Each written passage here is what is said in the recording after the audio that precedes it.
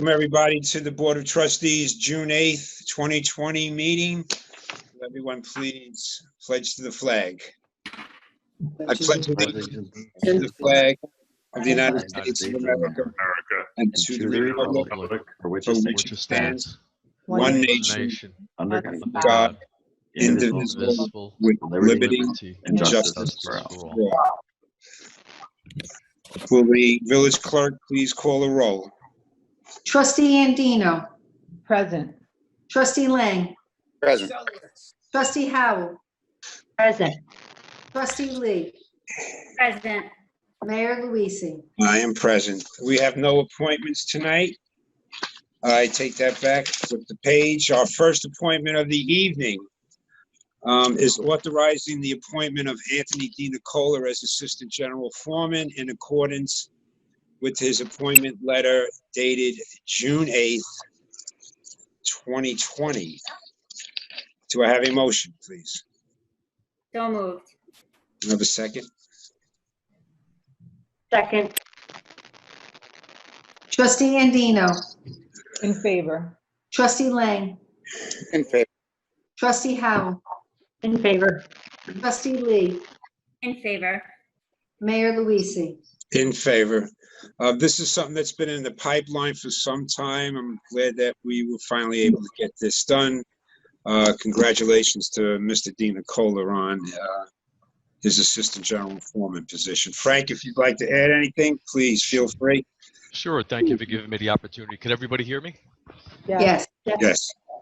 Yeah, I just also want to congratulate and welcome Anthony DeNicola in his new appointment as Assistant General Foreman. Just for those that don't know Anthony, Anthony's a local individual, and he served 28 years in the Tuckahoe Department of Public Works. You know, he's very skilled and knowledgeable in every aspect of construction, maintenance, sanitation, recycling, and also public relations. So there were three other individuals who applied for the position and were also well skilled and knowledgeable as well.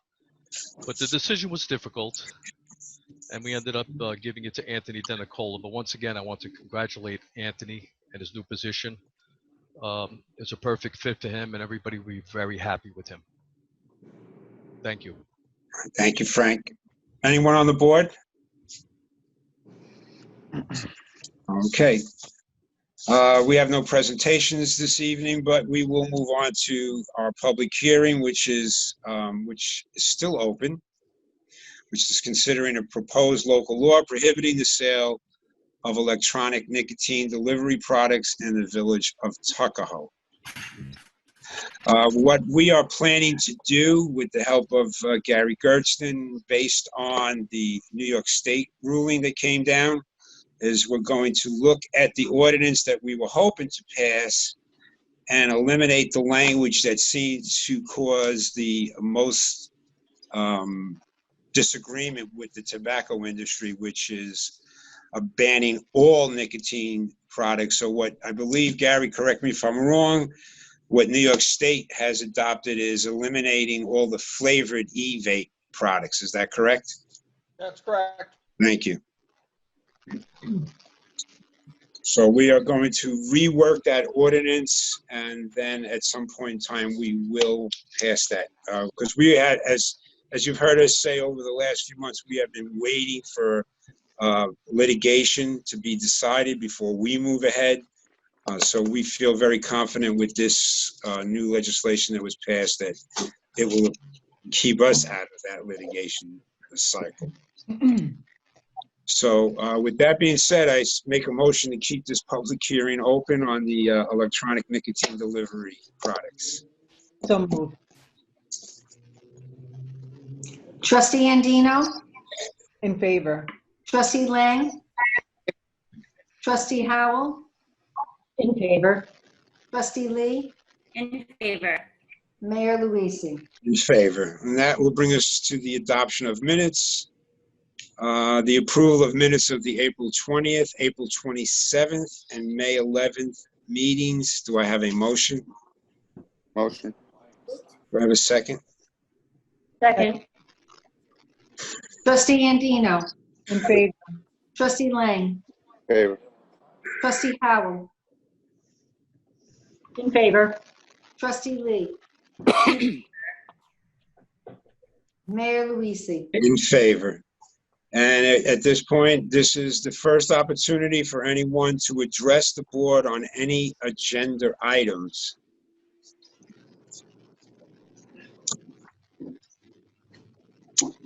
No one? Hey, it's Mike Dardano. How you doing, everyone? The July 11th environmental thing, we're looking forward to that, and that's going to be the first time we've ever done a lot. There hasn't been, as far as I know, I've been following a lot of green groups, and I don't think any green group has done what we're going to do regarding live posts and live video of different events throughout that weekend. So that's going to be a pretty interesting dynamic. And the other thing I wanted to bring up was I know that June 1st is the leaf blower ban, I believe. Yes. Correct? Mhm. And I've already seen people using their leaf blowers. So what's the protocol for that? I hate to be a rat tattletale on it, but it is something that we really need to focus on because those engines are extremely polluting and whatnot. So what would the board recommend we do regarding when we see something like that? First person I would call would be the Tuckahoe Police Department so they can send an officer out there. Or you could call the building department and our code enforcement officer, if he's in the area, he can also be reached, but that will have to be done through the building department. And then what would happen is they might issue a violation and bring them to court for a violation of our ordinance. Or I agree with the mayor, it's either the, Yeah. Mike, just so you know, this is an ordinance that was adopted back in January of 2011. So this ordinance has been on the books for 9 years. And interestingly enough, I just found out today that Yonkers also has the same ordinance, except in their case, they have a agency dedicated simply to looking for violators, among other things. Something that we don't have. So, again, Mike, you have to let the right people know, and then that will be enforced. Okay. Thank Okay. you. I'm gonna Mike, check it out. I also want to say that the leaf ban law is banning powered leaf blowers. It doesn't ban electric operated leaf blowers. Right. It's just gas powered. Just gas powered. Right. Thank you. You're welcome. Is there anyone else who would like to address the board on any agenda items? Chris DeGiorgio has his hand up, but you're muted, Chris. Yes, thank you. Could you explain in the agenda with regard to relaxing zoning for the businesses? What specifically, I did notice that you are outreaching to local businesses and helping them through this situation. But what are you trying to achieve by relaxing the zoning rules? Well, we had started work on this a couple of weeks ago, Chris, in anticipation of phase 3. But with that being said, the governor just last week allowed outdoor dining to begin this Tuesday. So what have we done? What does this mean? Is we are going to allow, say in the case of Angelina's, we are going to allow outdoor seating, maintaining safe social distancing, and that will be approved with the plans that will be submitted by Angelina's, and then it will be approved by David, going through our building department, our village attorney, as well as our fire department, if that needs to be looked at by the fire department. In the case of a business that wants to use a tent, let's say, we will have to involve the fire department to make sure that it's safe. So what we're doing is we're bypassing the zoning and planning board on some of these issues. It's a temporary situation, and it's just to facilitate getting these businesses back up on their feet And hopefully, the end result is that people will be acclimated to getting back to a normal way of life. Okay, thank you. So we're not breaking any laws. I want to make that perfectly clear. We're not bending the laws. We're not breaking the laws. We're not making up any new laws. We're simply asking for our business owners, again, say, I'll use another one. The Tap House is looking to have outdoor seating.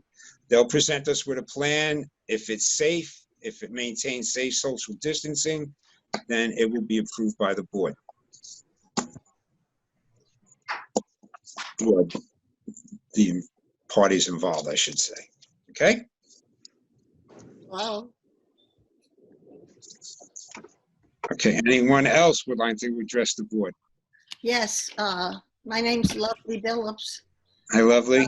Hi, how are you? I'm well, thank you. I don't know what, a point of order. I'm not sure that what the comments I want to make and questions I want to ask are agenda items, because I'm not sure what the agenda items are tonight. Okay. Okay. I can just bring up whatever. Well, if you don't have the agenda in front of you, I don't. okay.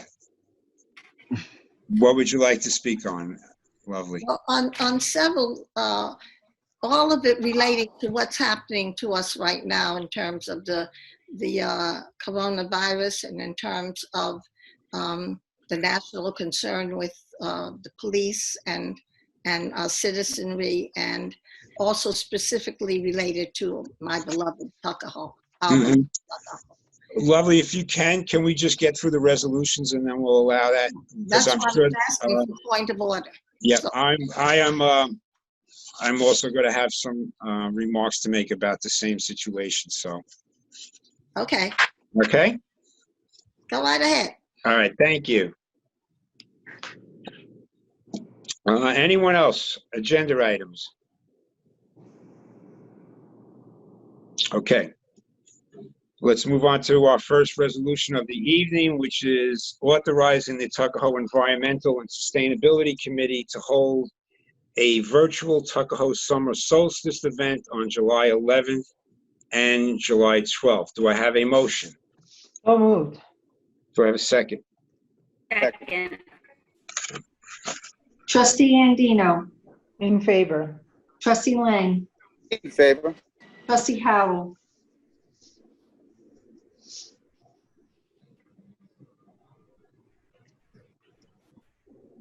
Trustee Howell. Sorry, I was on mute. In favor? Trustee Lee. Favor. Mayor Luise. In favor. Resolution number, Mayor, just before we move on, can I just tell people a few of the things that they'll have during the summer solstice? absolutely, please do.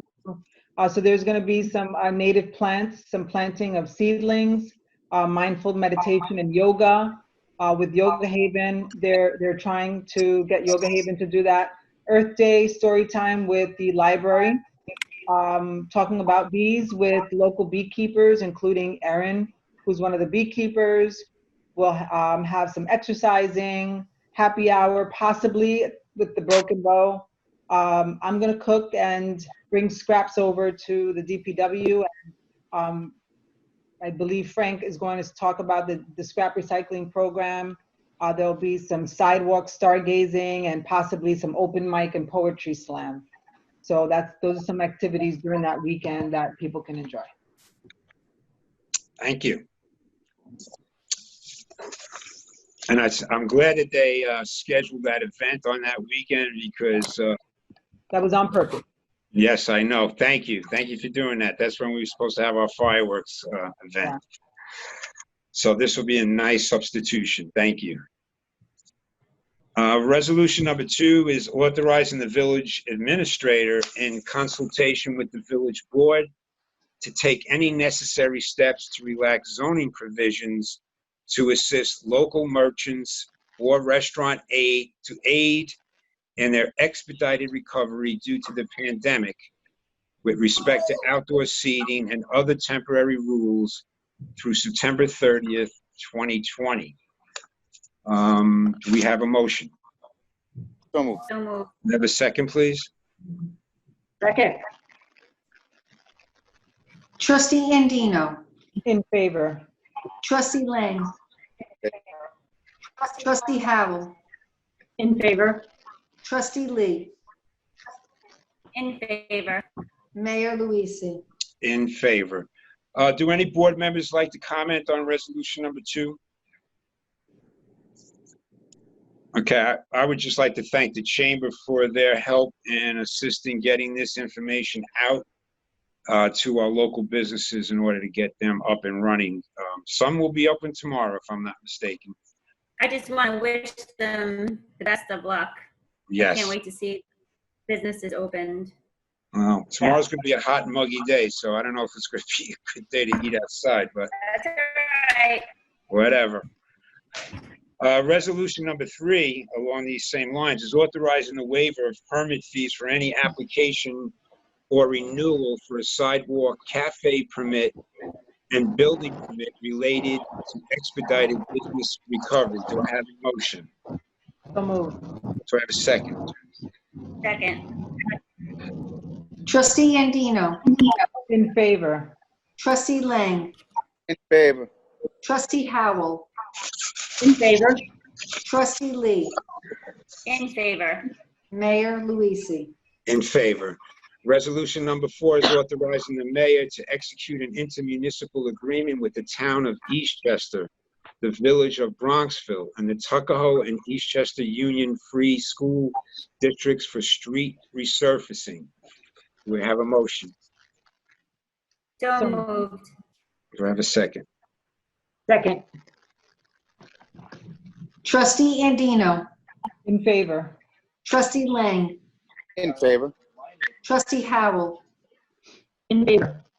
Trustee Lee. In favor. Mayor Luise. In favor.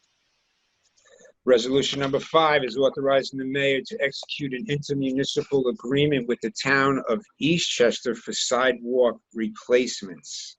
David, would you like to expound on this particular resolution, please?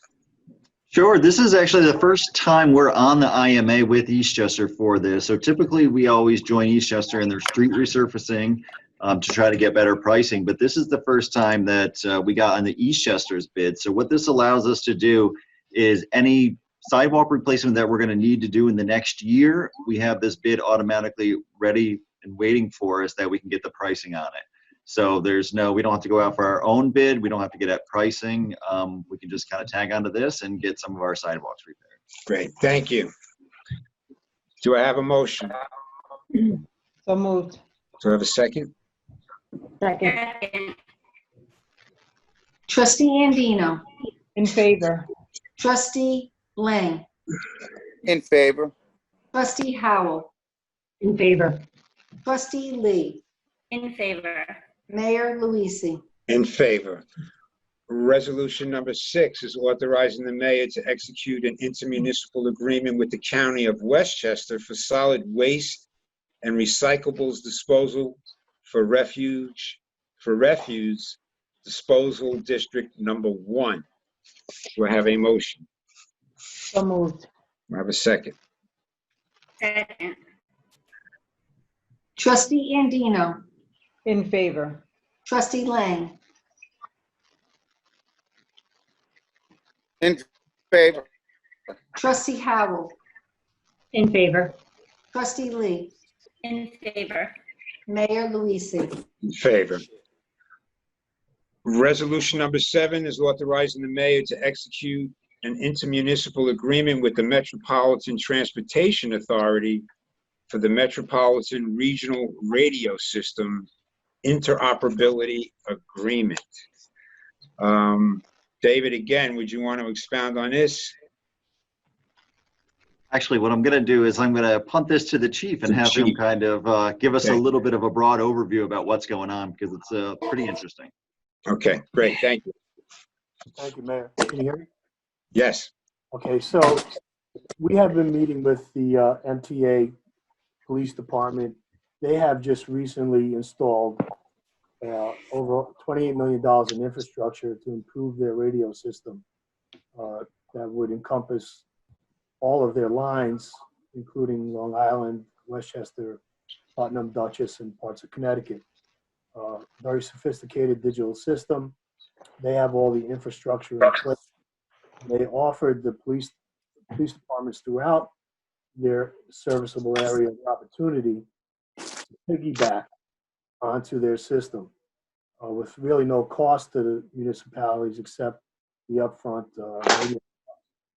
So this was a tremendous opportunity for the police department to join in the shared service, particularly with our own analog system being compromised several years ago when it went to a short band. Very technical terms, and I don't understand half of it myself, but I know we've been having problems with our radios for the past several years since we were mandated short band.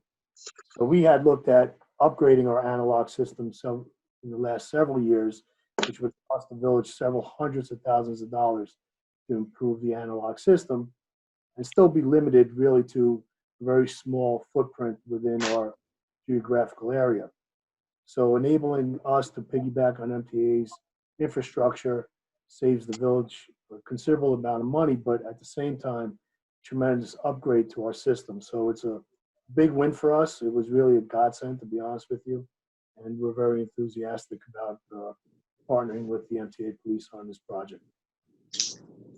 Great. Thank you, Chief. Do I have a motion? So moved. I have a second. Second. Trustee Andino. In favor. Trustee Lang. In favor. Trustee Howell. In favor. Trustee Lee. In favor. Mayor Luise. In favor. Excuse me. Resolution number 8 is authorizing setting a public hearing to amend Chapter 10 of the Village Code, garbage, trash, and refuse. Do I have a motion? So So moved. moved. I have a second. Second. Trustee Andino. In favor. Trustee Lang. In favor. Trustee Howell. In favor. Trustee Lee. In favor. Mayor Luise. In favor. Mr. DeMarco, would you want to comment on this now, or you want to save it for your departmental report about exactly what we're talking about with this public hearing? He's on mute.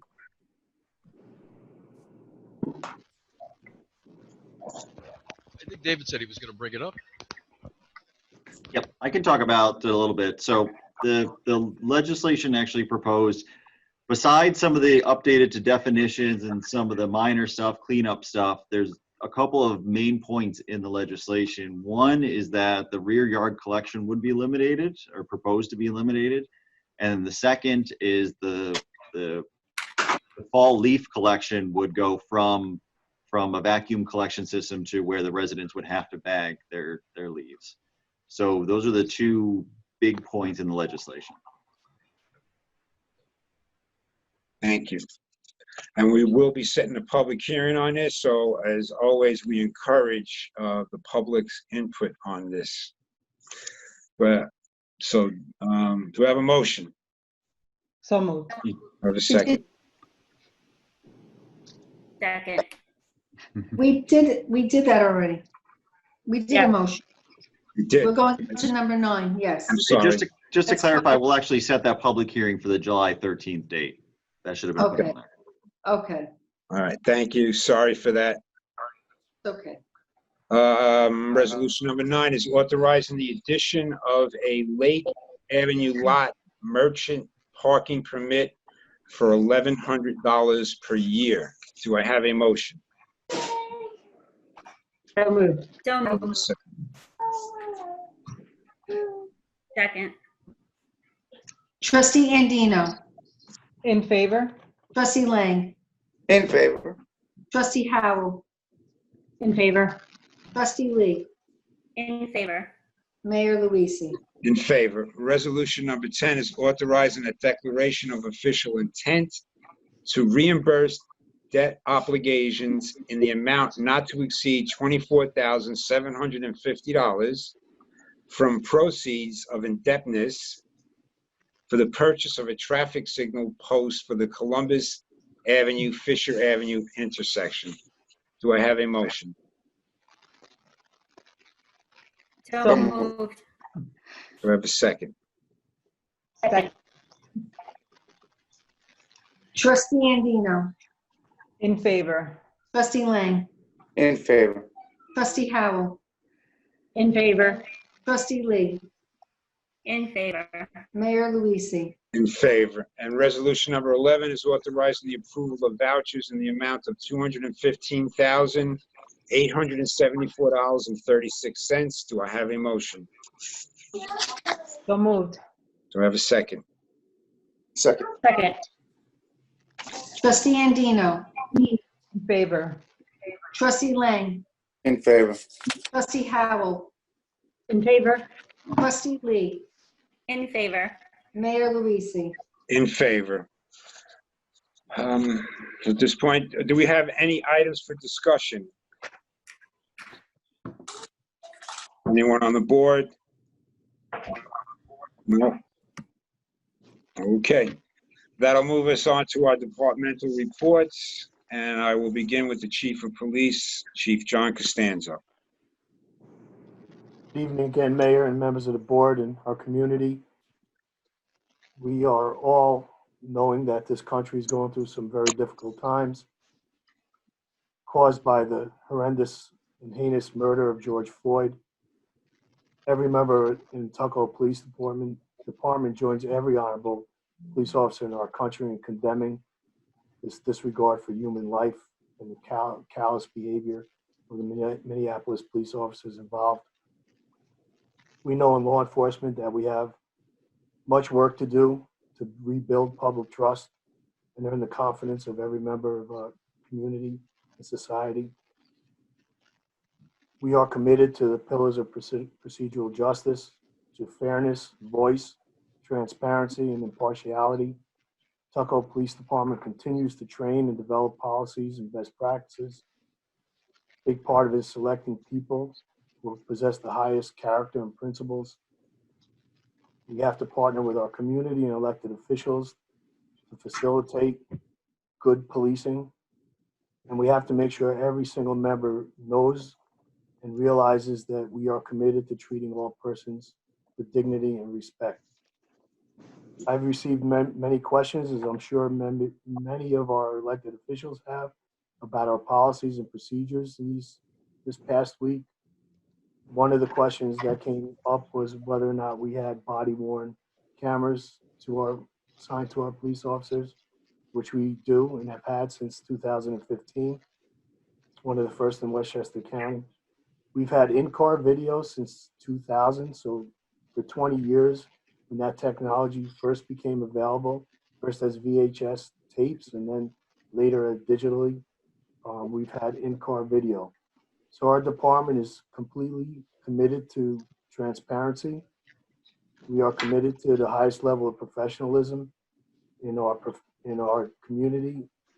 And we've developed so many policies, several hundred to be exact, to guide our police officers. We have particular policies that address diversity and bias-based policing. These policies will, in the coming weeks, be made available and put on our website for everyone to see.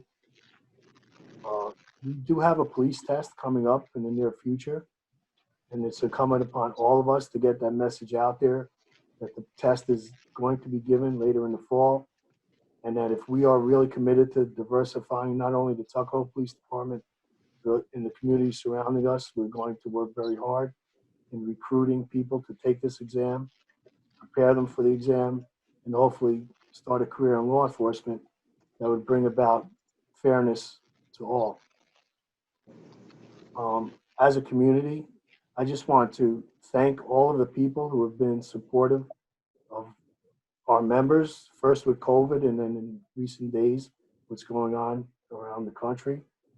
I want to especially thank Reverend Gerald and the congregants of Shiloh Baptist Church for one, inviting me and giving me the honor to speak, but more importantly, to bring our community together in prayer and vigil.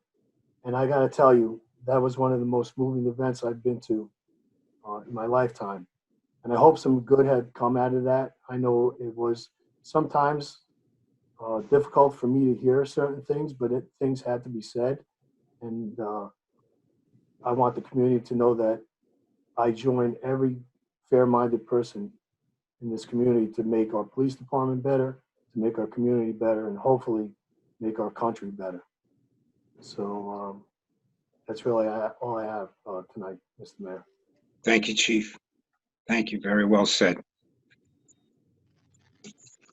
Mr. DeMarco, our Superintendent of Public Works. You don't have much to say, but I do also support Johnny Costanzo's beliefs and his departments, so I also support everything he states tonight. Thank you, Frank. Camille, do you have anything? I just want to remind everyone that all first half tax bills have been mailed. If you have not received it, please contact me, just in case possibly it got lost in the mail. And you can email me at cdesalvo@tuckahoe-ny.com. Thank you. Thank you, Camille. Gary Garstin. Nothing on my end, Mr. Mayor, but well said, Chief. Thank you. Thank you. Mr. Burke? Sure, a couple of things. I just want everyone to know that Village Hall, the doors of Village Hall are open. We ask that everyone that does visit wear a mask. We do ask that a lot of stuff can be done online or through a phone call or email, so try to limit how many people are in this building, but we are here, we're available. Anyone can come pay their taxes, do whatever they need to do. In regards to taxes, something else that's out there now is that the governor signed an executive order allowing taxes to be paid up until July 21st of this year. So any homeowner who wants to pay their taxes up until that date, there will be no penalty. So anyone can take advantage of that. Beginning tomorrow will be phase 2 for New York State. The village is going to begin opening parks slowly. So tomorrow we're actually going to be opening Main Street Park. The playground will not be open. The basketball hoops will not be put on. However, the park will be a passive park. People can go in there, recreate, socially distance as they would like. The tennis courts will be open. There is going to be some rules listing some of the stuff on the tennis court, up to 45 minutes if there's people waiting. We'd like to have singles, but New York State is allowing doubles, so that's up to whoever wants to use that. And in regards to resolution number 2 about the restaurants and the businesses, I have been extremely busy today. I have talked to no less than 11 eating establishments today in regards to what they want to do in their plans. We had a quick meeting with the chief and Frank and myself this morning to just kick off some of the stuff that we're going to need to do, but a lot of the restaurants are going to need to do some work as well. But it was a very busy day. I think they're very excited to have a little outdoor seating, and we're trying to work as expeditiously as possible to make that happen. So that will be happening soon, and we're looking forward to it. That's it. Thank you, David. And that'll bring us to miscellaneous business, and that being the next village board meeting will be held on July 13th at 7 p.m. Do not know if we will still be obligated to utilize the Zoom program at that point in time. But the governor just extended this order to the end of the month, if I'm not mistaken, June.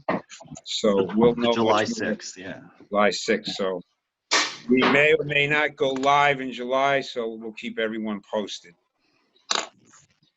And with that, that'll bring us to the Board of Trustees member reports, and I'm going to begin with Trustee O'Meara Andino. Thank you, Mayor. You're welcome. I just ask that everybody bear with me because this week's meeting is somewhat of a challenge for me to even speak at. The events of the last 2 weeks have both divided and united our country in ways that I've never seen in my life. Watching the murder of George Floyd on TV in broad daylight while the officer looked into the camera of a 17-year-old girl without fear or shame, but with arrogance and confidence that there would be no repercussions for his actions has left me really numb and angry at times.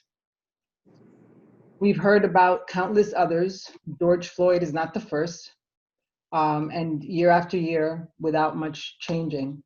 And it feels like there's a shift happening this time. There have been 13 days, I believe, of protesting, mostly peaceful, and that's great, but how do we change the narrative is the question.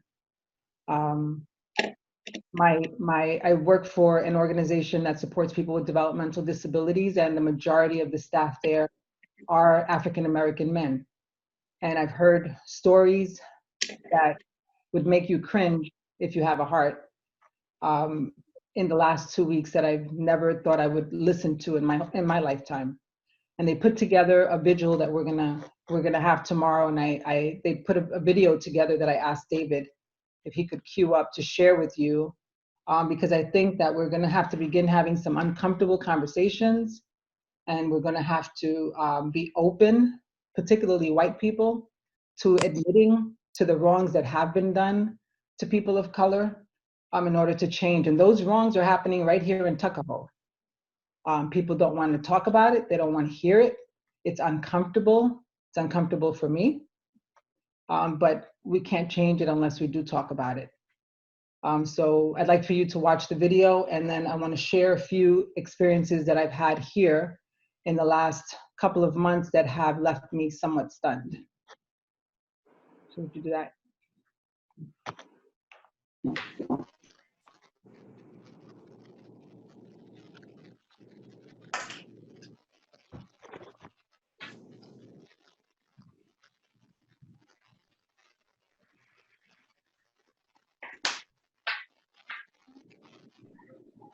We don't hear the video?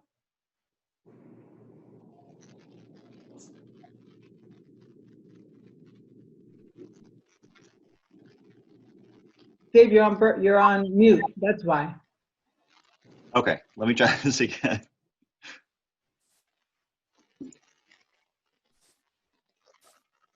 Do you hear it now? Yes, volume It's up. working.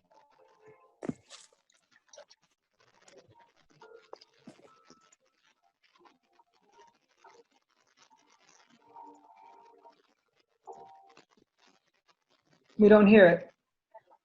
David, you might need to go to the event settings and then share both video and audio. And then mute everybody. Apologize for that. What I'm going to do is. That was a bit anticlimactic. So you go to where it says share screen, and then there is an advanced feature. You can share both.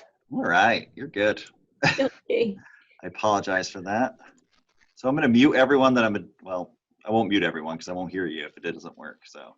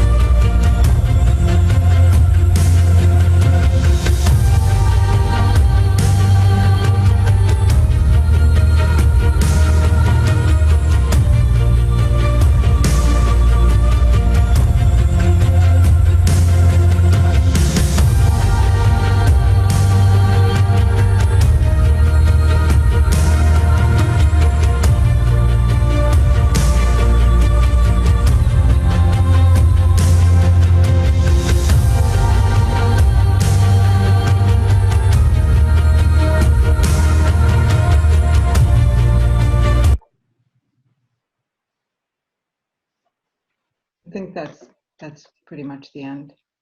I'm really proud of the staff who worked on this and put this together.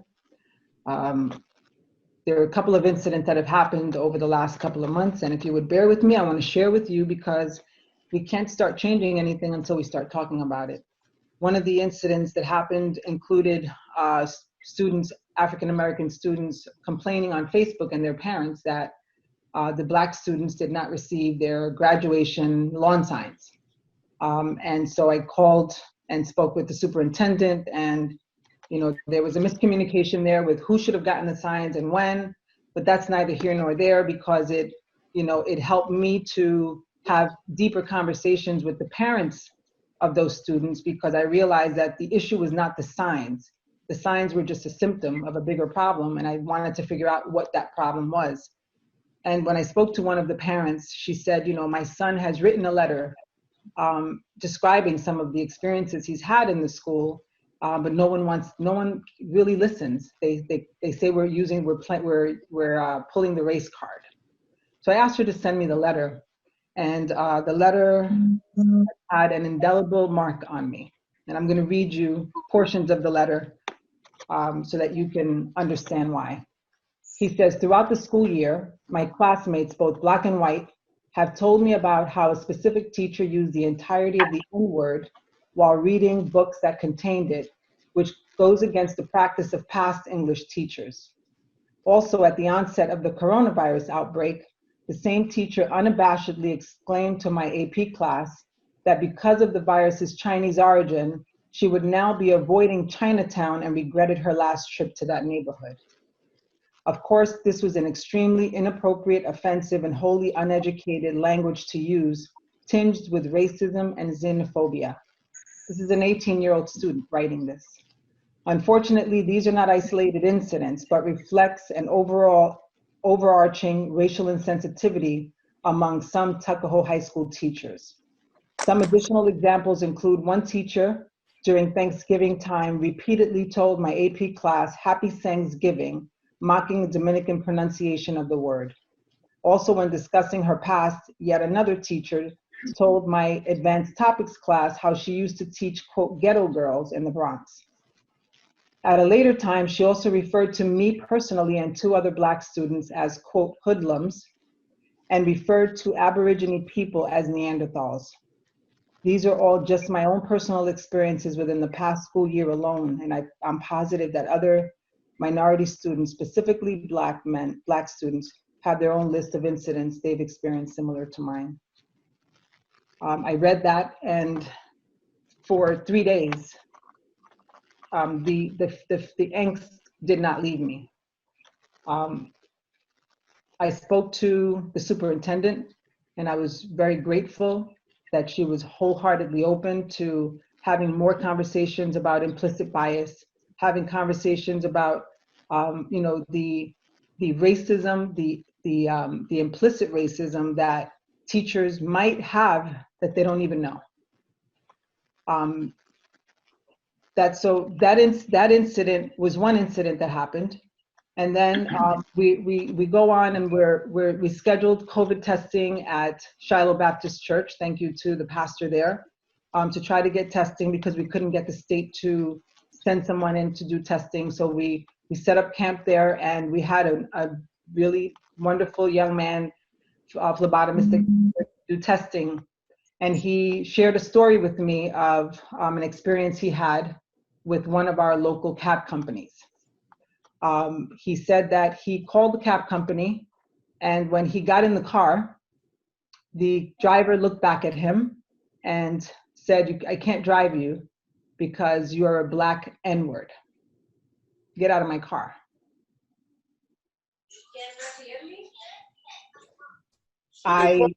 Immediately, Omar, or something like that? Excuse me? So this was a service. To me, I would have called the police ASAP. I mean, well, let me finish. Go ahead. So this happened he reported this to me on Friday. He said he didn't know who it was. He just got out the car, he was stunned, and he went home on the train. So the pastor and I called the owner of that cab company, and what moved me was that the owner wholeheartedly accepted ownership for that. And it was, I've told, you know, a couple of people, it was like balm for my soul that there was someone not making excuses, not saying he didn't mean it, not, you know, denying it. He said, I will fire that man, and I'm coming to the church right now to apologize in person to this man. And I don't think sometimes that white people take wholehearted ownership for this. And that's where the looting and the rioting and the anger comes in, because there have been countless deaths without this pandemonium that's happening now. And, you know, MLK said, you've all heard it, rioting is the language of the unheard. So when people were marching with Martin Luther King peacefully, he gets murdered. Nothing changes. When Kaepernick takes a kneel, he's disgracing the flag. When people put on Facebook, support the police, in the midst of people dying at the hands of the police, the chief knows, I support the police 150%, but now is not the time to put on Facebook, support the police. What about support those victims' families? So this is something that is touching us here at home. We don't want to talk about it, but we have to talk about it. So at every single meeting, if I'm the only one talking about it, I'm going to talk about it. I'm going to name victims who have lost their lives. I'm going to tell people who they are. We're going to talk about this the easy way or the hard way, but we're going to talk about it. And I think there are a few things that we can do. You know, the chief and I have been having conversations, very candid ones. You know, I really appreciate the chief because he, you know, he's open to hearing. You know, something's going wrong. Let's talk about it. There was a recent incident that went wrong. He's open to hearing different points of view. So, you know, we talked about being more proactive in recruiting people of color. It's not an accident that we don't have more people of color on our board, in government, on the police department, in DPW, in the EMT, in the fire department. It is not an accident. So no one can say that's an accident. We have to be more proactive, you know, similar to the work that Frank and I did to get, you know, the first woman in the year 2019 to work for DPW. So all of these things work hand in hand. And we have some work to do, Tuckahoe. I love living here, but there are some dark spots where we have to shine the light on. And that's it for me, Mayor. Thank you, Trustee Andino. Deputy Mayor Lang. Yeah, it's been a tough couple of weeks, that's for sure. Well, you know, first I want to thank Shiloh Baptist Church for putting together such a wonderful event, and most of all, I want to thank Deacon Murray for having that uncomfortable conversation with myself that we all need to have. He's a Superman. I've known him for almost 40 years, and he's my go-to guy when I have issues like this. So I just want to thank him for taking the time to you know, help me through this as well, and you know, be there for him as well. I also want to thank the chief for addressing this head on. We're very fortunate to have such a respectful police department. So thank you to you guys. On another note, I just want to thank Eastchester. So we're committed to renovating that VFW, and Eastchester was kind enough to give us a recent donation, and we're going to be upgrading the lighting at the VFW. But really, I just want to say to everybody, I'm here. I'd love to talk to anybody that has something that might be on their minds. I'm just saddened by the goings on, and for whatever it's worth, I want to apologize. I mean, I don't know, but I just feel the need to somehow, some way, whatever. That's all I have, Mr. Mayor. Thank you, Mr. Lang. Trustee Howe. Thank you, Mr. Mayor.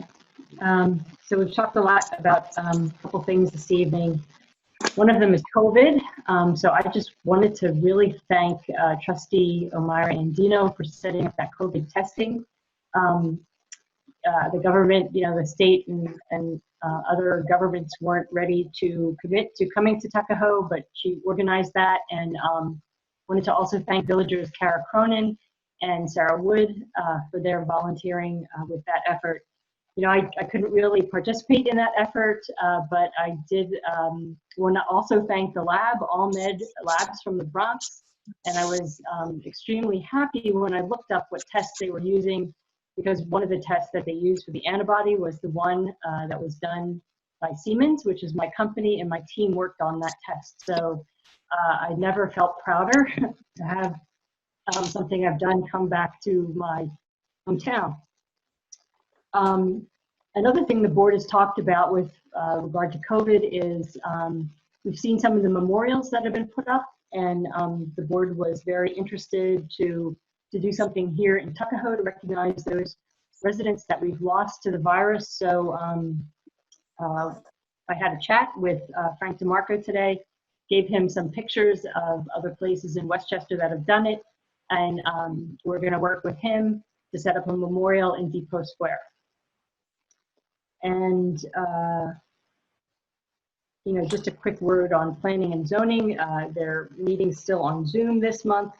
The planning board is going to be making a decision on the daycare center at 21 Columbus. There's a minor architectural review. And for zoning, there's an area variance on Dante Avenue. And lastly, as everyone has mentioned, it was a very moving vigil. And again, thanks to Shiloh, thanks to Pastor Gerald for that, thanks to Tuckahoe Police for being there. There was a couple of words that Pastor Gerald said, which kind of sparked an idea. At the end, he said, there's no biological evidence for race, and that's true. And really, in the 21st century, we have gotten all the data that we need as scientists with the sequencing of the human genome to make that statement. And it made me think that, a lot of people don't necessarily know that that's true, that race is merely a social construct. That and another undisputed fact that we have evidence for is that mankind came from Africa. So I can save everybody a lot of money in their, trying to do their genealogy tests. We all came from one place, and that place is Africa.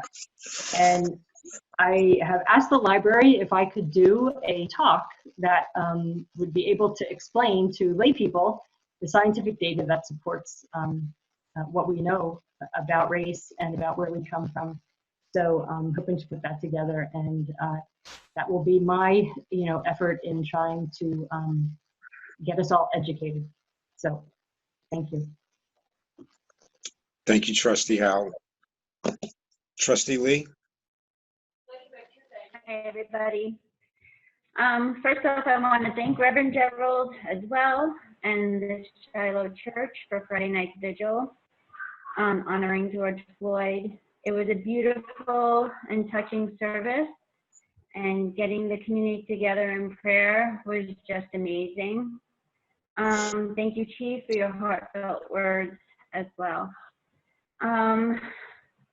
Like O'Meara said, we do need to make changes, and I think we are the right people to do it. So it should start yesterday. Okay. I want to congratulate the 8th graders of the Tuckahoe Middle School today. They graduated.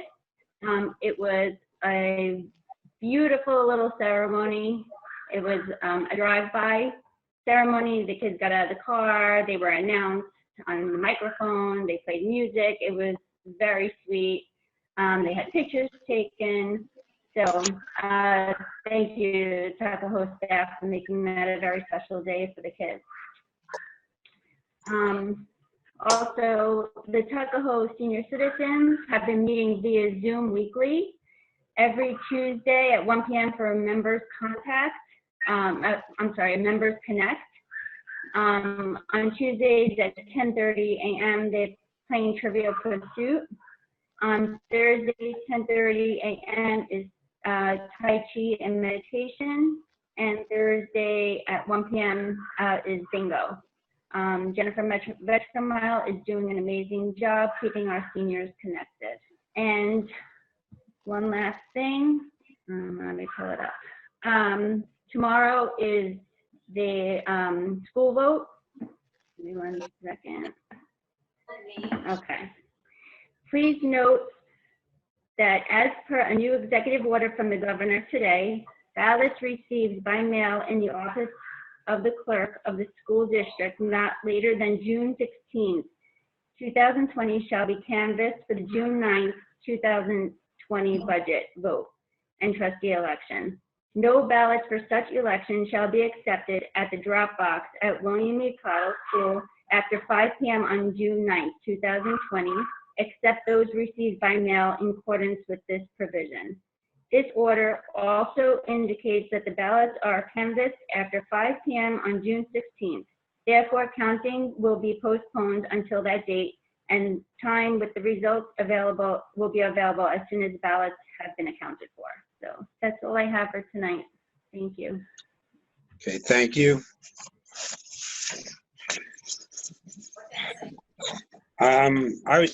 Forgive me, board members, if you heard me say this at Friday night's vigil, but it bears repeating, especially that I now have the hard copy in my hand. So I also would like to thank Reverend Gerald for organizing the prayer vigil, which was so desperately needed on so many different levels. So please allow me. The death of George Floyd at the hands of 4 Minneapolis police officers is an affront to all decent human beings. The widespread moral outrage caused by the killing of George Floyd reverberates across this country and now around the world. It's amazing. They're protesting in Australia, in Ireland, in London, in France. What does that tell us? I, as well as the entire village board, joined together with the Tuckahoe Police Department in condemning what occurred in Minneapolis on May 25th. What happened on that day is not indicative of the overwhelming majority of law enforcement officers across America who are dedicated to serving and protecting the public. The members of the Tuckahoe Police Department exemplify these traits. However, when an officer who does not abide by their sworn oath and acts outside of proper procedures, there should be no hesitation in serving the appropriate discipline. Let the death of George Floyd serve as the final pivot for all of us to finally and truly work together in unity to end institutional racism in this country. The violence and lawlessness that has occurred is unacceptable and will not foster these goals. By all means, peaceful and orderly gatherings are one way for the message to be heard. I want to acknowledge the pain, the frustration, and anger the Black community is experiencing, as well as all decent human beings. I wish that everyone was judged by who they are and not by the color of their skin. This country's history of racial injustice and social inequality is part of our past, but please, it cannot be our future. I encourage everyone, especially our young children, our young people, to take the opportunity to vote in every national, state, local, and yes, even school board elections. There is no easy or rapid solution to the problem, which is all the more reason for all of us to devote our energy and resources towards making a difference. And I'd like to close with the words of Nelson Mandela, who said so eloquently and so wisely, "No one is born hating another person because of the color of his skin or his background or his religion. People must learn to hate. And if they can learn to hate, they can be taught to love. For love comes more naturally to the human heart than it's possible.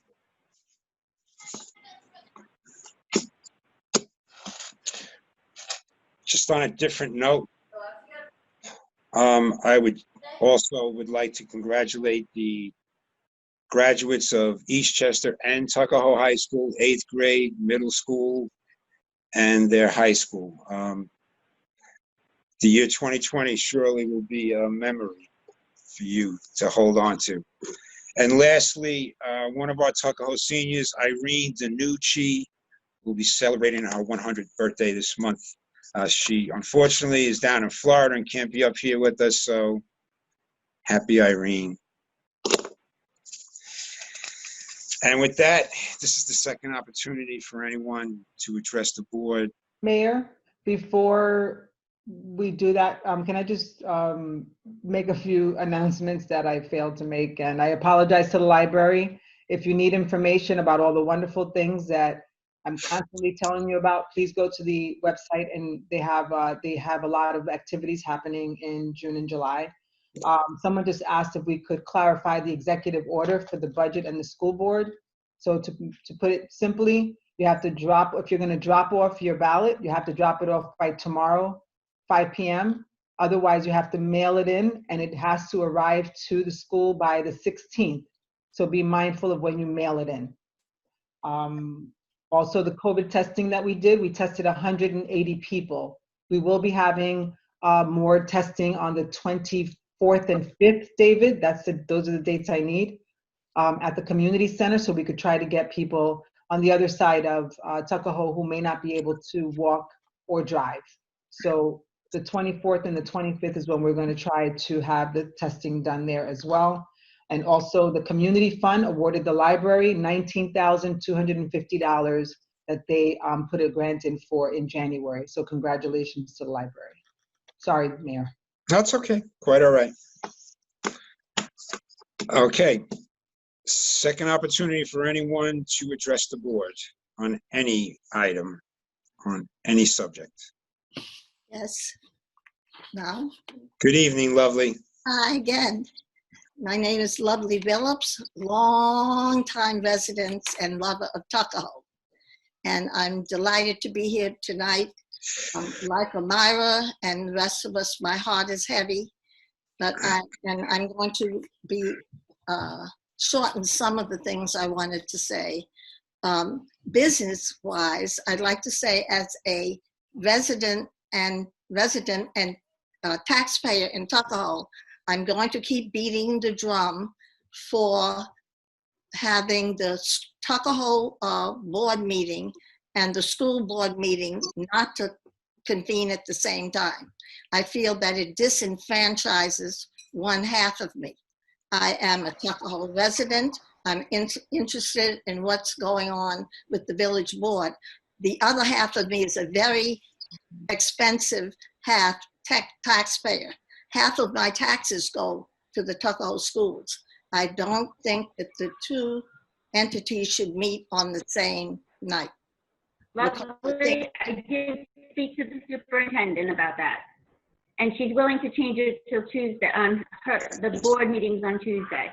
That's very thankful, because the last I heard is nothing could be done, and it wasn't making me very happy. So thank you. Yeah. Secondly, again, I cannot tell you, I don't have to tell you how much I love Tuckahoe.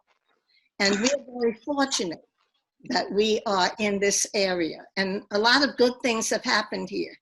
But I want to talk about, just briefly, about my grandson, Max Pierce, who this week will be inducted into the Tuckahoe High School Hall of Fame. We found out as a family and friends that in January, Max Pierce, who last year was a player for the Harlem Globetrotters and who is now an advanced ambassador for that wonderful organization, experienced in Birmingham, Alabama, the South, that's what we tell ourselves, that's the South, on Fox 5, unspeakable racist behavior. I'm going to tell you something. If you can be racist against the Harlem Globetrotters, you're sick. The joy that the children, the little kids had, and their parents, and people who say they did it, watching what the Globetrotters have done for this country, that we could experience that Max Pierce could experience that, and he will be elaborating on that experience at that time. But now I'm fast forwarding to Tuckahoe, New York, and I want to tell you what happened in the north, in our wonderful little village.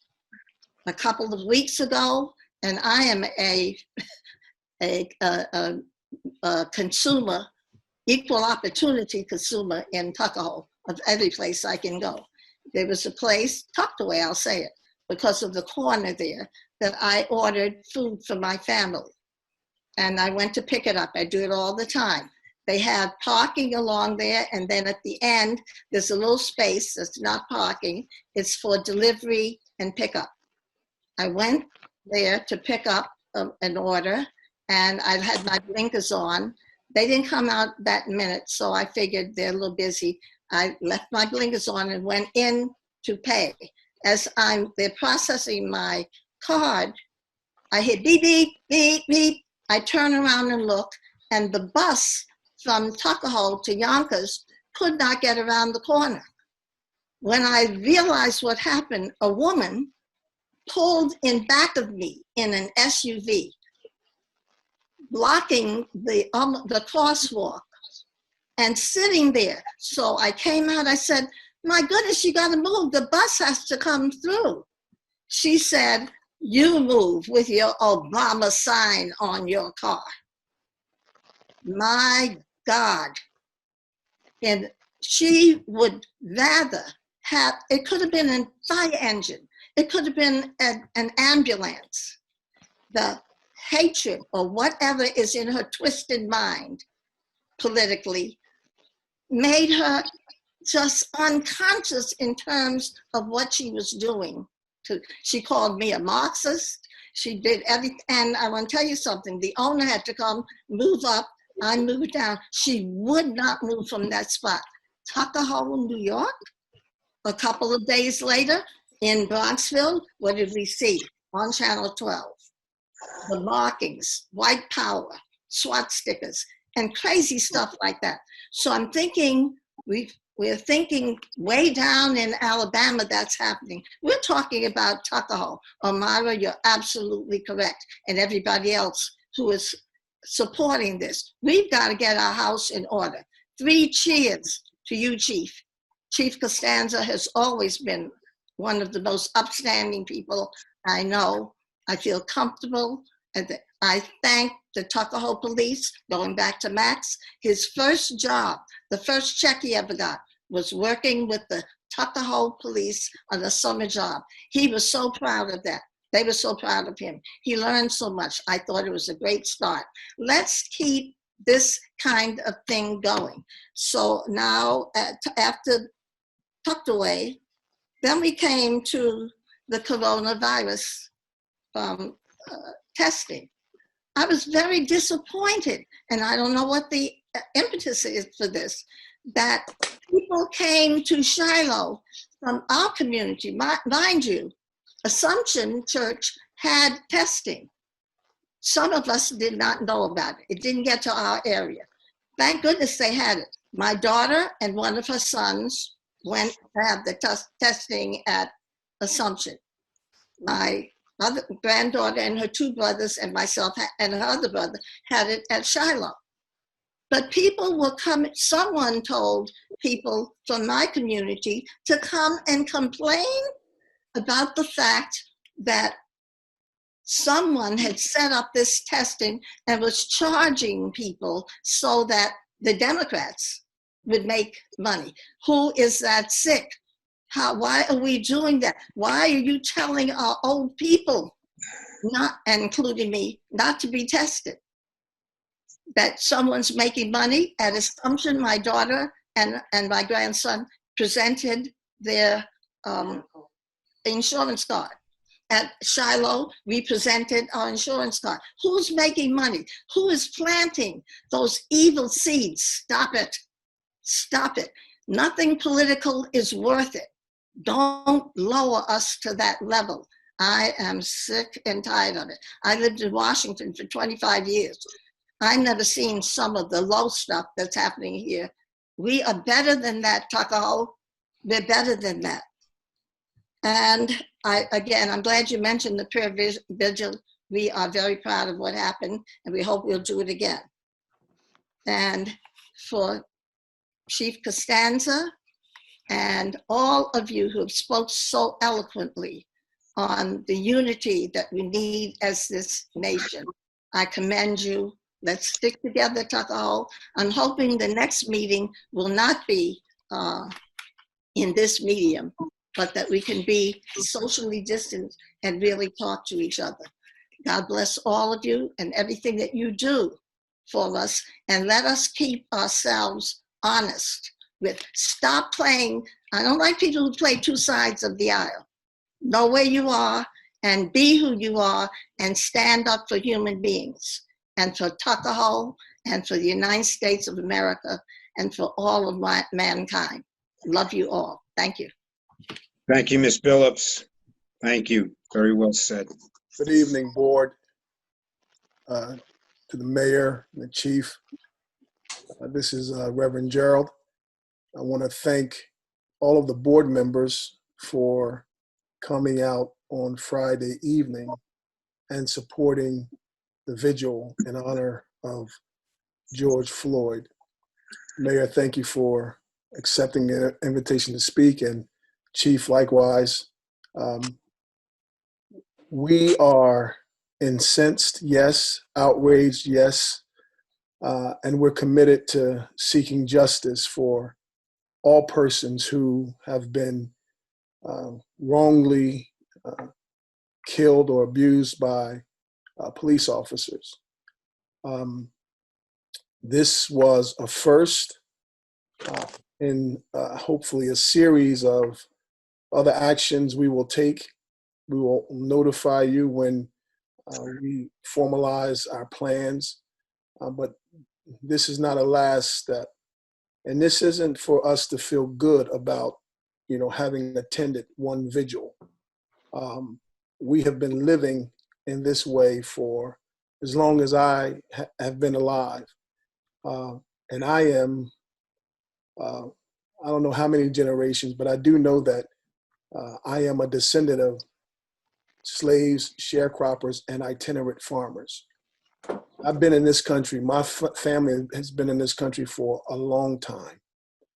I don't know what it will take for us to ultimately solve the problems that are before us, but I do know that sweeping problems under the rug won't help our efforts at healing the fractures that exist between people of different ethnicities. It's time for us to really speak openly and honestly about white privilege, about white supremacy, about white fragility. It's time for us to really, really talk about these things, because in the classroom, in the boardroom, on the sidewalk, these issues are still manifestly apparent. So I am open and I am welcoming your continued support. And if you need me to facilitate any discussions, I'm available. But I do believe that if Tuckahoe is to be what it can be, like it used to be, in terms of getting back to the servants' quarters that it once was. I know now we're a nice and niche community with high property values, but there was a time within the 20th century where Tuckahoe was a different community, where Italians and Irish and Polish people grew up alongside of African Americans, and they shared some commonality. I heard the stories of people who grew up in this village about Black Mike and how, he was beloved in the African-American community. And there was more of a camaraderie. It seems, though, that as time has advanced and folks have gotten a little bit, further away from those points of origins, there's been some loss. But that's not uncommon, because the Bible talks about the fact that folks forgot Joseph and all of Joseph's accomplishments and how close Joseph was to Pharaoh. I hate to talk Bible, but that's who I am. But I want us to understand that we need to always remember and never forget. We need to always attempt to try and be as deeply human as we possibly can be. And so I just want you to know that I appreciate you all coming on Friday night. I pray that, something was said that struck you in your core. And I pray that you continue to grow and develop and become anti-racist. And there's a wonderful book, if anyone's interested, by Ibrahim Kendi called Learn How to Become Anti-Racist. And I think that's where we need to be. We need to be people who are committed to loving and serving and walking alongside of one another. And listen, as my mother used to say, if I can't help you, I won't hurt you.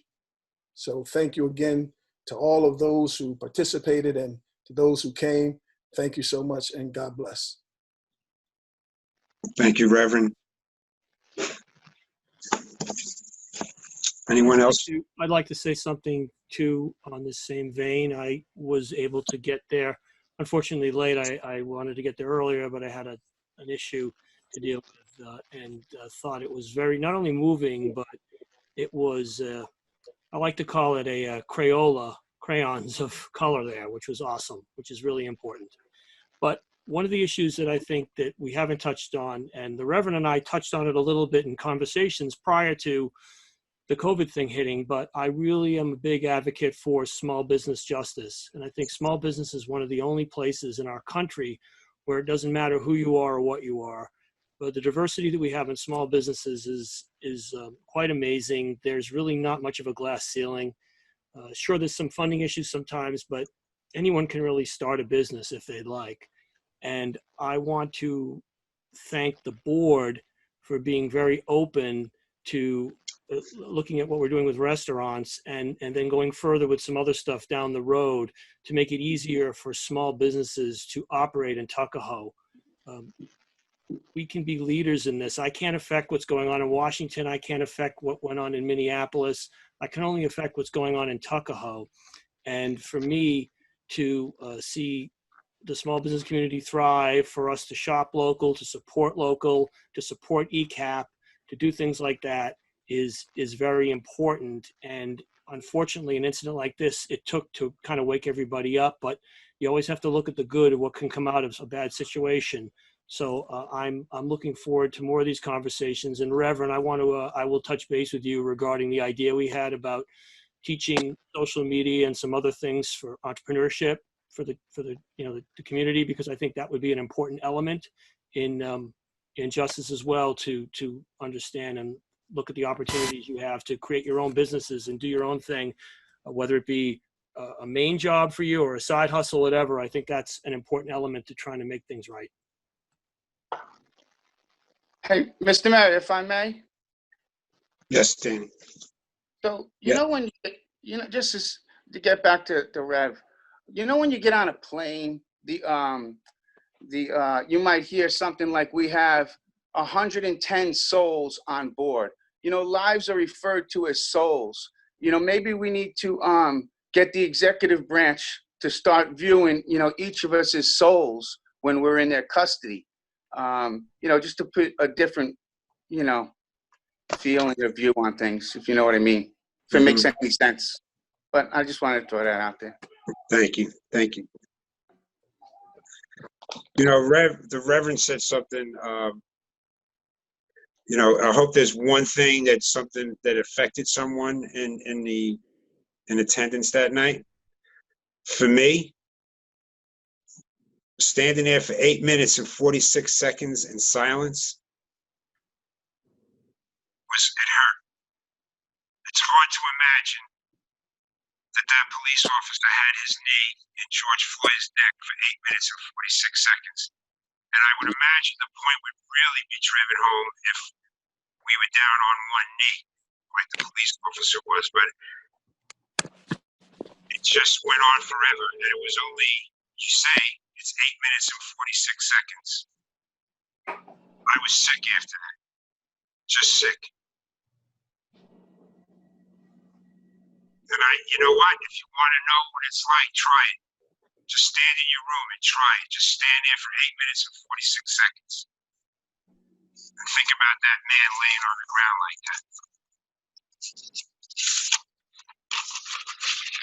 Excuse me, Mayor, can I add something to that subject? Sure. Yes. Can I please? Thank you. So, first of all, thank you everyone who added to this beautiful meeting. And I was very moved by the video that was shared by Omira. I've learned a lot about the American history recently in a podcast called 1619 by the New York Times. And it tells us the democracy we have today that was built in slavery. And like everything, I believe history can be learned in order for us to write a better future. With that said, and with the beautiful diversity we have in Tuckahoe, it might be an idea to create different committees about the histories we have. We have amazing immigration history from Italians, and now we know we have to learn more about the Black history in order to be able to produce a better future for everyone, correct? So just throwing there the seed of something where we can learn and then make a change. It's interesting that you would say that, Carolina, because the students in Bronxville contacted me, white students, about 30 of them, to ask me to come and speak in Bronxville at their rally. Mm-hmm. And their main ask was, how do we learn about racism? This really warmed my heart because that's the generation that could probably change it. They were genuinely interested, whether their parents supported them or not. They were going to be out there. It was pouring rain the same day of the vigil in Tuckahoe, and those students wanted to know, how do we learn what this actually is? What's the history of it? And they were genuinely interested. These students just made me so hopeful, in addition to the story of the taxi driver, the cab owner's story. But that's key, because slaves couldn't free themselves. White people had to free slaves. Women we couldn't give ourselves the right to vote. Men had to give us the right to vote. Mm-hmm. So white people, I'm sorry to say it that way, but it's true, are the ones that have to change this. Yeah. And take ownership for it. Well, and not make excuses. The more we learn, right? It's very nice. I knew about this initiative that the school is trying to learn. So they teach, just throwing one of the facts that I learned through this podcast is basically all of our civil rights were born thanks to slavery, where people fighting for a better life, for better rights, correct? Were born right there in our history. And the cotton industry is how it all started, with the machine that created people's jobs to be so insane. So definitely, if we can institute some sort of sharing knowledge, that would be terrific. That was it. Thank you. Thank you, Carolina. Appreciate it. Would anyone like to comment? May I speak, Mayor? Yes, sure. Chris? Yes, thank you, Mayor. Giorgio, come on. Christy Giorgio, 50 Columbus Avenue. I want to just say thank you to Reverend Gerard and Omira for hosting the COVID testing. I partake in that, and all the volunteers. I want to say I'm sorry I missed the vigil on Friday. I learned something this week. Well, before I say that, something came to my mind, totally not related to the to what we've been talking about, but I thought I'd throw this out. During our COVID situation, a lot of people are out of work. And I'm wondering how much this has affected the people in Tuckahoe, whether we have a number of people out of work. I've been out of work for about 3.5 months. I'm going back to work, but I was closed down. But I'm sure this is pretty frightening. And I'm wondering if the library might be able to do like a Zoom check-in with people who are unemployed. I'd be willing to help facilitate discussions because this is a frightening time for people, and that might be something the library may want to take on. They do wonderful programming, and I just want to throw that out. It just came to my mind tonight, and I thought I'd say that.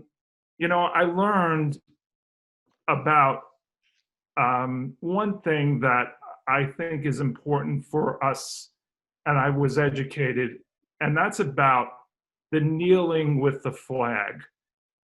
There's been criticism in the past about when people who kneel during the national anthem. And what I've learned is when people say that they're offended in some way, it's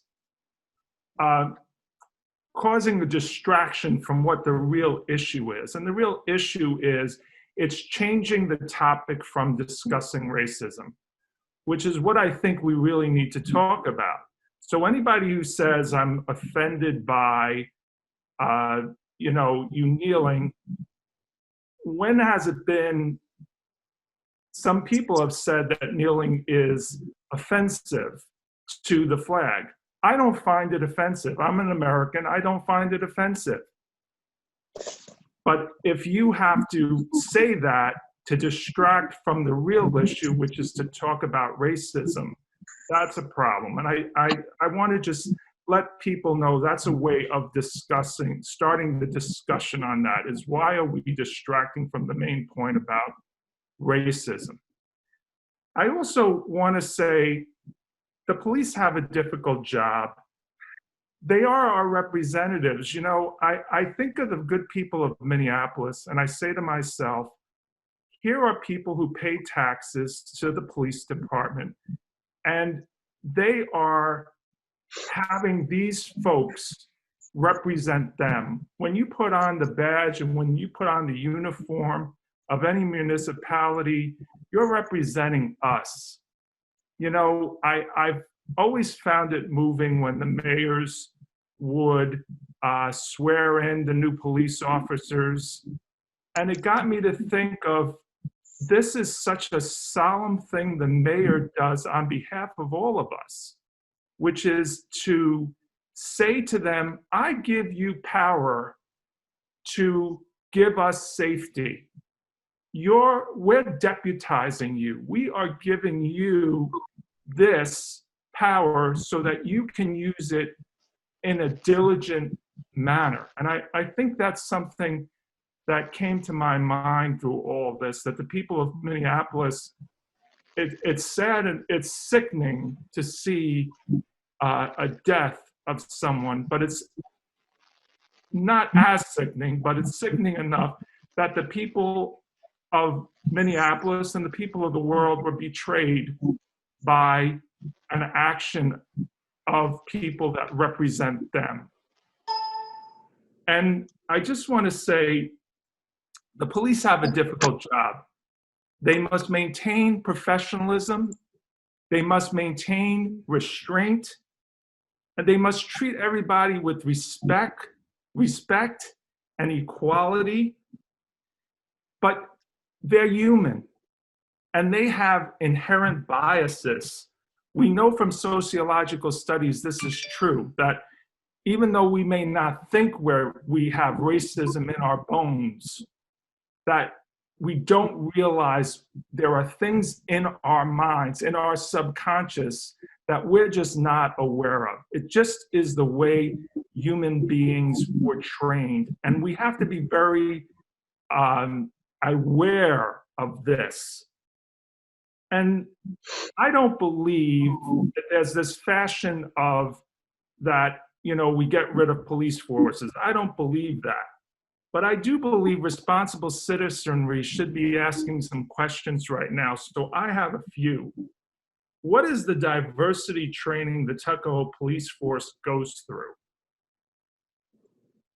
I have 3 questions, so I wanted to direct it to the mayor, and if the mayor wants to direct it to Chief Costanza, or if you want me to ask all 3, I'll ask all 3, and then you can respond, whichever way you want to go.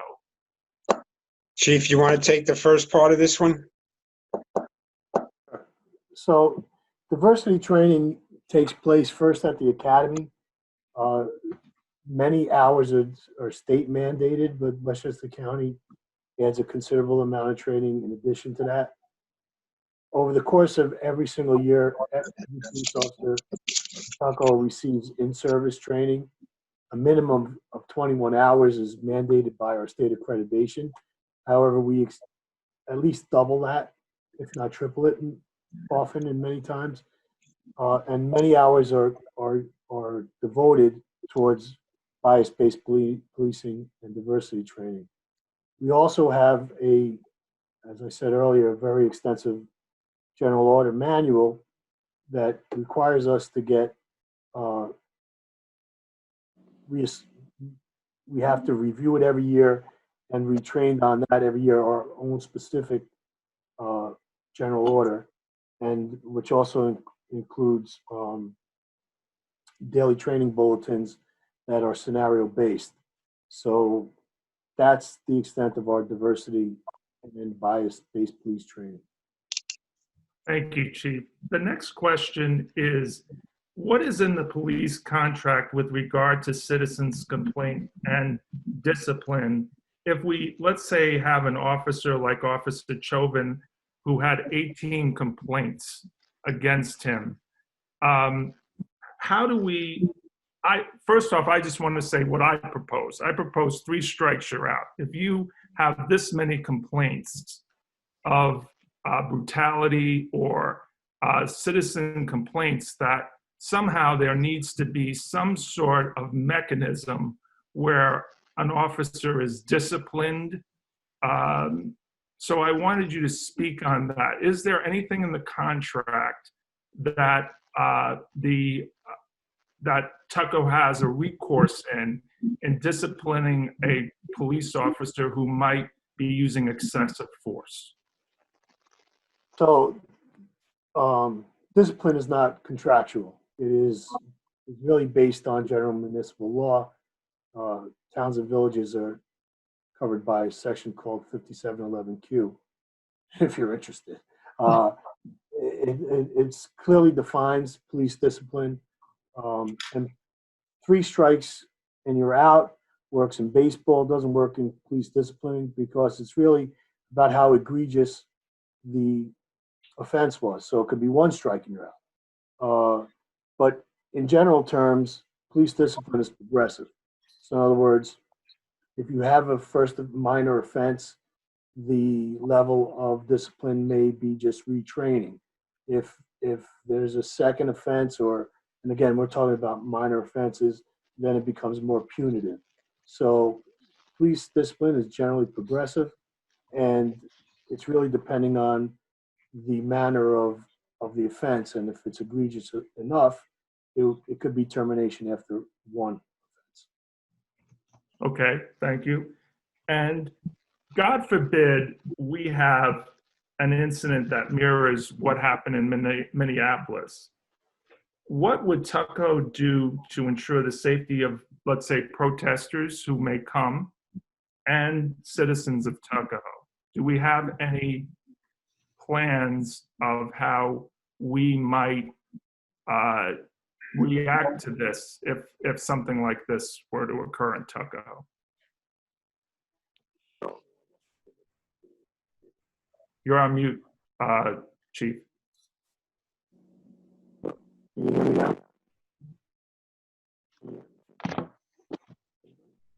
Something's wrong with your sound.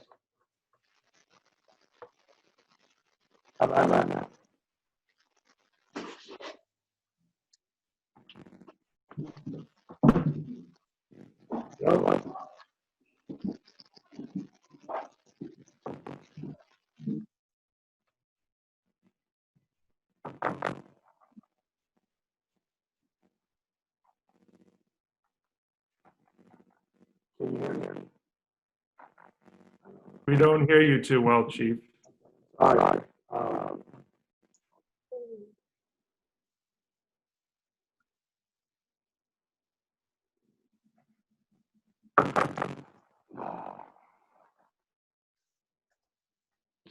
Mayor, can I say something?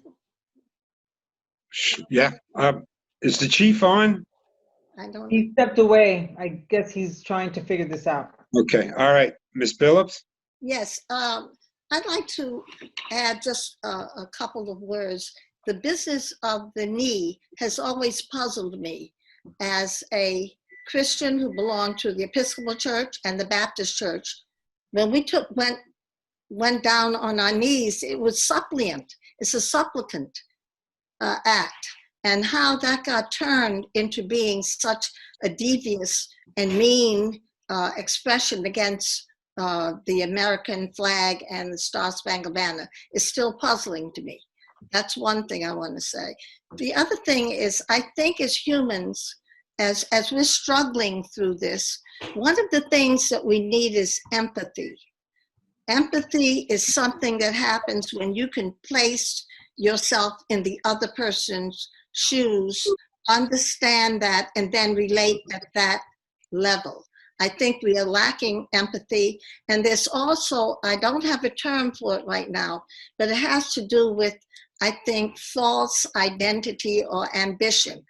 It bothers me right here in Tuckahoe, and I have to say that people of ethnic minorities or ethnic groups here who suffered many atrocious attitudes and behaviors as themselves could not apply, or being called. I remember terrible names that Italians were called and not allowed to go into Bronx with wops and guineas and stuff. That seems to me that group should have empathy and be more involved in wanting equality for everyone because they went through it. Unfortunately, I don't see that. I see people so happy that they are no longer in that position, that they rise up and become almost more despotic than some of the originals. And you know, when I love Tuckahoe, and I have a multitude of friends, but when you have friends and you and your friends can be honest with each other, and that's what we need now. We need honesty, and the honesty that brings about empathy that then leads to equality and changes all of the, not all, all of the misunderstandings that we had, the false pride, the duplicity, all of that. We got to go all the way down to the bottom and say, I was there too. This is not all, Omar or anybody else, just Black. I'm telling you, this is something that we need to think about as a whole multiracial, multi-ethnic, multicultural society that is coming together. I don't know anything about going back to when America was great again. I don't know when again was. We are in a process of going forward, not backwards. We never had all great again. We're working toward great together now. Thank you. Thank you, Ms. Billups. So Mayor, David Burke just sent me a good suggestion that maybe the library take this up and begin those discussions and have some book readings and some groups to come together and talk about that. So I will lead in that charge. Please, thank you. I'm back on audio, I think, if you could hear me. Okay, yep. Okay, so the last part, Dr. DeGiorgio, just to I think your question is if we had some kind of large-scale demonstration or civil unrest, how Tuckahoe would handle it. Is that accurate to your question? Yes, it is, Chief. Okay, so what we have in place in all of Westchester County are mutual aid agreements that is broken down into 3 different zones in the county. So the different levels of response from our neighboring departments, anywhere starting from as little as 8 members from Westchester County Police Department to as many as several hundred if we needed them. So it's structured in steps. It's a plan that's been in place probably for 30 or more years. Every year it gets fine-tuned. And what is the training? Because what I've seen nationally is I've seen police act accordingly well, and also police that have not done so well. So what, in your professional opinion, what's the disconnect when the police, I'll just say it, go rogue? I think if you ask my professional opinion, when you plan and train for events, crowd control is somewhat not something that happens every single day. And when police budgets are strained to try to find a mix and the right training for police officers and things they encounter on a regular basis with more frequency, sometimes crowd control, riot control takes a back seat. That's the reality of police budgets and about trying to get people trained properly. That's a lot. I mean, it's a lot more complicated answer than that, but I can't speak to why a certain police officer acts out. But I would say when you talk about large scale demonstrations, sometimes it's lack of training. Thank you. Thank you, Chief. And thank you, Mayor, for indulging me. But I thought these were interesting questions. Mr. Georgia, absolutely. You're more than welcome. Would anyone else like? Sean, you have to unmute. Got it. Thank you. Sean McDevitt, I'm with my wife, Christine. I want to just acknowledge and appreciate the conversation we're starting to have. We've heard kind of iterations of just how horrific it is in our country right now. It's been 14 days since George Floyd's been murdered, but it's been 400 years since there's been racism in the country. And most people don't consider themselves racist. So I really appreciate Trustee Andino's reflections and sharing a couple of very specific examples of how students experience racism in Tuckahoe. Appreciate what Lovely shared, which was clearly a racist incident that she experienced, just engaging another resident in a parking situation. Reality is, we're horrified that George Floyd was murdered. But the other reality is we wouldn't actually be that jarred by what Trustee Andino shared or Lovely just shared. White people can just simply go to sleep and just turn it off. With Black people, people of color, but Black people in particular, it's a matter of life or death. So I think this is a charge to continue to have more conversations. It shouldn't be Trustee Andino that is constantly bringing our attention to racism. White people do need to step forward. And I've also heard folks share, mostly white men here, that we need to do better. I would say I need to do better. I'm currently not in a position of leadership within the village, but I am a citizen who can share my voice. I'm going to share something I'm going to commit to doing, or just share a reflection right now. But I would like anyone, particularly a white man, that is in a position of leadership, to what does doing better mean to you right now? Does it mean you're going to read White Fragility, which I highly recommend, and Trustee Andino just sent it in the chat. I've read it. It's excellent. It's eye-opening.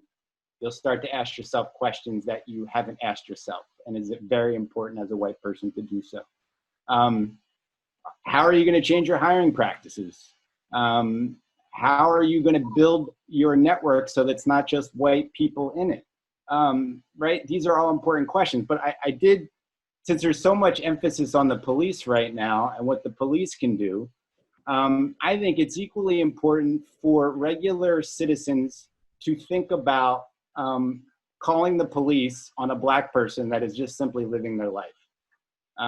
So I'm curious how many calls, Tuckahoe Police gets from its citizens complaining about another citizen, right? So I don't want to distract from that particular question, but like, we do need to recognize that Black people get killed just because someone calls the cops on them.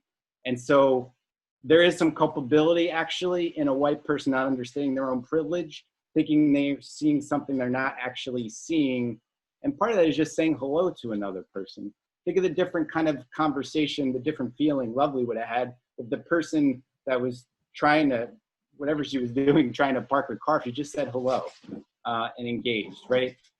So just to return it to the question, I'd like anyone that is in a place where you can feel like you can share where you're at right now. Again, a white man in a position of authority. Anyone else wants to weigh in, great, but that's where I'm starting, because that's the group that owns most of the sectors in this country and in our village.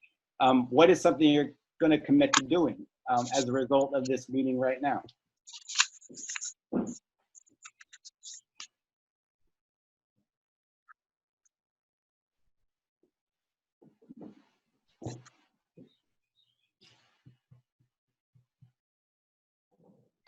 This is Chief Costanzo. Just, I know this meeting can get all over the place and always open for dialogue, and I don't know if this is the right forum, quite frankly. But I think what we do is as a police department, know that we have to put programs in place that don't exist. I think we're pretty good and progressive in getting things done and being a very transparent police department, but I know that there's always work to be done to do better as far as that goes. We talked about recruitment. It's a big challenge to diversify police departments because civil service has very, very stringent guidelines, and sometimes limiting our interviews and our selection process to only 3 people. And when you have 3 people in a room that are not a diverse group, we're hampered by making a selection within that 3 groups. So from a very small community, there's a lot we could do, but there's also has to be done on a bigger scale when we talk about laws that sometimes hamper good intentions.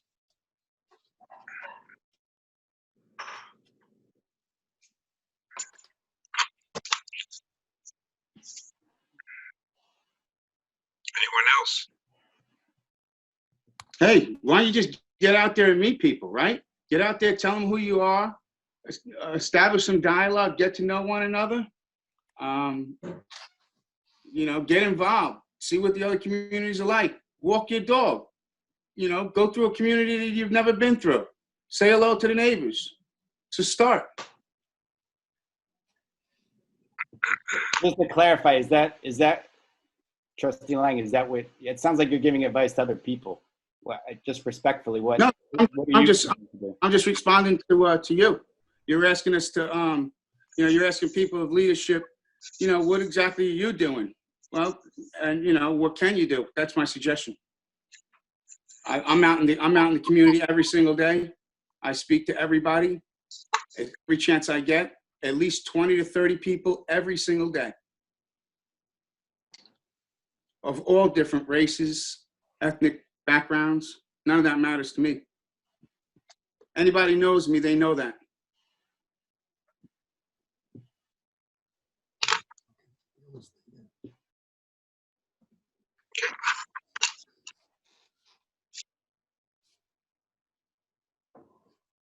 Anyone else? Any comments? Lovely, you're on mute. Hey, Lovely, we can hear you. You're on mute. Oh, I'm sorry, No Wendy. problem. I'm just saying, keep this conversation going. This is a fabulous evening, a fabulous conversation. And I'm so glad it's initiated. Let us keep it moving. Next meeting and the meeting after that and the time after that, you have really lifted my soul tonight. Thank you, Village Board. Thank you very much. You're welcome, Ms. Phillips. Mr. Mayor, if I may, adding to the answer to the question, Mr. McDivitt was asking what actions can start. I believe that's what everybody's asking right now. Like Trustee Andino said, the 30 students contacted her, how they can learn. I believe it's a learning curve. Everybody's trying to improve. So it's probably a great suggestion to welcome suggestions. Everybody's in a learning process to probably make this year a turning point in history to make a better world. So why not maybe starting a suggestion box where people can start talking about things that can improve the current reality, just planting the seed again, right? And Mr. Mayor, may I make another suggestion that I think might be an interesting dialogue? Is those 30 young people from Bronxville meeting 30 young people from Tuckahoe of all races, and they have discussion. Because also what's not being discussed is the socioeconomic differences between those two villages. And I think it would be interesting to have those type of conversations. So that is in the works. Good. And just my 2 cents, whether or not you're an elected official or whoever you are, you want to start by changing this? Don't let anybody talk racist in front of you and defend whoever that person is that they're talking about, or that race or that religion. That's how we can begin, maybe, to start to get people to think differently, that it's not acceptable to talk that way about someone because they're a Muslim or because they're African American, whatever it is. Stop it. Stop that conversation. It might be tough because they might be your friends, could be your family members, but it's things that I don't tolerate, haven't tolerated, regardless of my position here in the village. That's just the way I am. A person is a person. With the Department of Public Works, I think right now what everybody should do is listen and learn and move forward to change. We've started dialogue today within my department. We have a pretty diverse group, and we're going to start listening to what each one of us have to say. And I think that's really a starting point for everybody.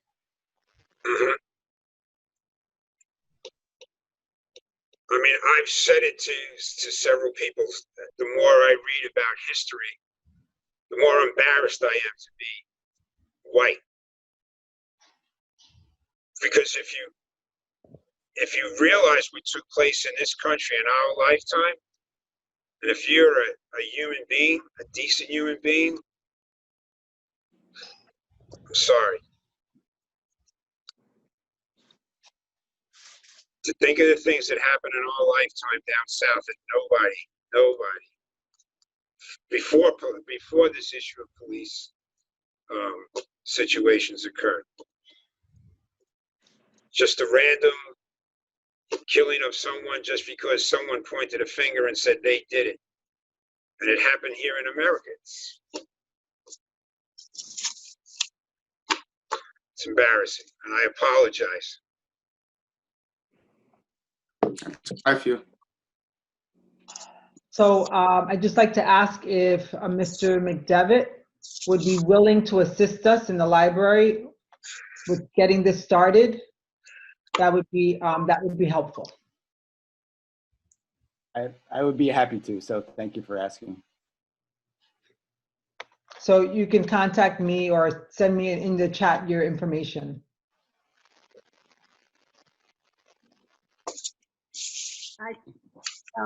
I'm sorry, one more time. I thought I was finished, but I do want to respond to you, Mayor. I'm an educator, and I have to say that we in education, in the American system, are responsible for you and a lot of the lack of understanding and the truth of our history, which has been co-opted by textbook companies, program developers, many of them coming out of Texas, trying to say that slavery was an inconvenient, I forgot what the other, it was so ludicrous. But I am very, I'm vociferous in terms of the fact that we have to do something about education and making it truthful and factual. That's why you didn't know, because nobody took not everybody. There were some places where they were able to get it. But I would say 90% of the American students do not get the adequate understanding and facts about history. It was polished over and made to be convenient for certain, and then what happens is that it has left us as one of the most ignorant populations in the democratic and civilized world. We have everything beautiful in this nation, and we did not take advantage of it because we co-opted the education that we were to receive. And we're going to be okay. We're going to be okay. And it's when I hear people like you say that and admit it, you don't know how happy I was. I had a program that was in 90 sites across the United States and Germany and England and every place else. And I always felt a little embarrassed about how much the populations in other countries, how factual was their information compared to what the pablum that we were serving here. I'm sorry, but I have to admit it, but we're on the way. Thank you so much. Thank you, Ms. Phillips. Okay, if there's no other comments from the people in the room, I will make a motion to adjourn this meeting. Second it. Tuckahoe, be safe. Good night. See you in July.